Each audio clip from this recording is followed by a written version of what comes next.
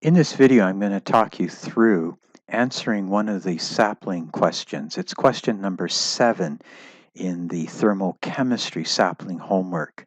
I think this is a really good question because it simulates as if you're actually making the measurements.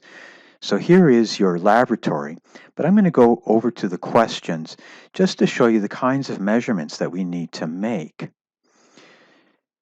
So in order to determine ultimately what they call the molar heat of solution or the delta H of solution, we're going to have to determine the mass of the water, the mass of our compound that we're going to be adding, and in this case we're going to be adding sodium nitrate. We're also going to need to measure the change in temperature. So to do this, I'd like to make sure that you're clear that you're going to need to determine the mass of the cup initially.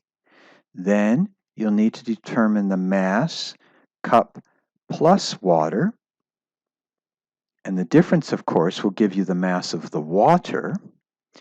You'll also need to determine the mass of the cup plus water plus your sodium nitrate or whatever compound that you've been assigned.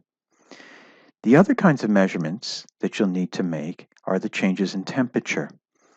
So the change in temperature will involve, first of all, taking an initial temperature.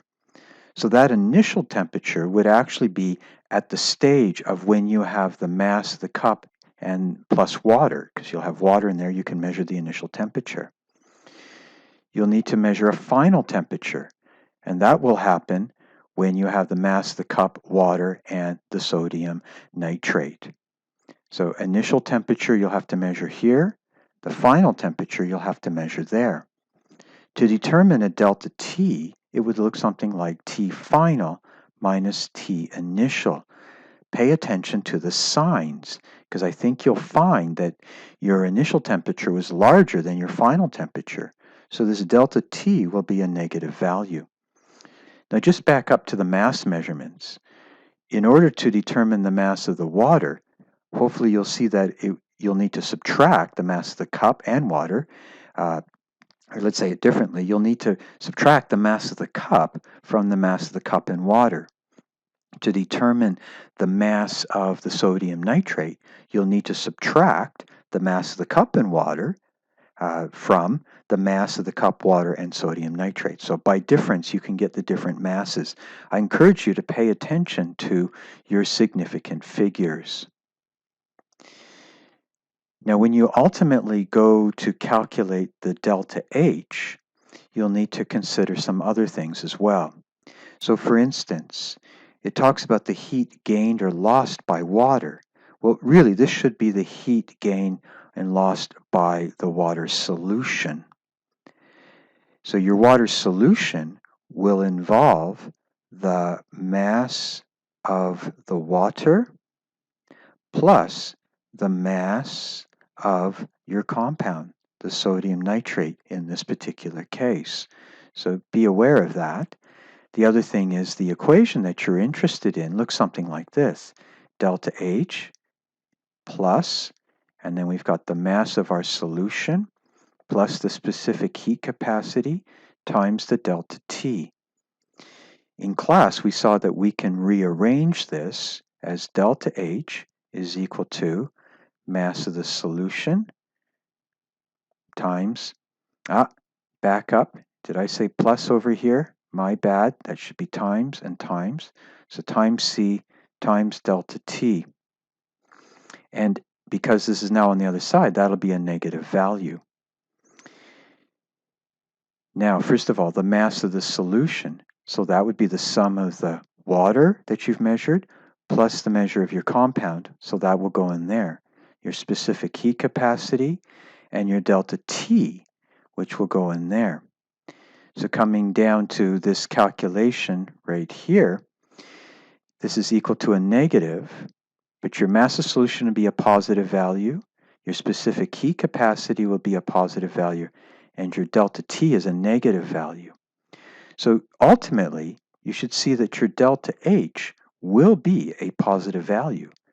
The solution got cooler because this reaction is endothermic.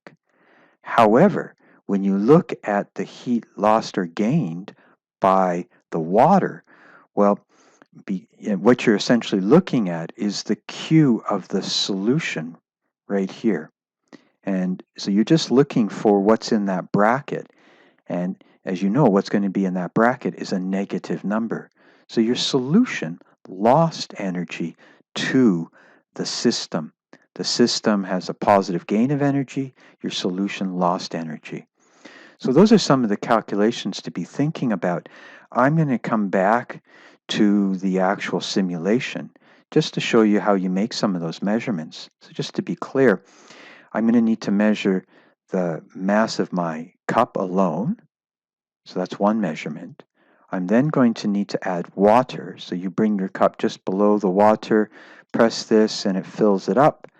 And then now measure the mass of the cup plus water. So of course the difference will give you the mass of the water. We're now going to measure our initial temperature. Okay.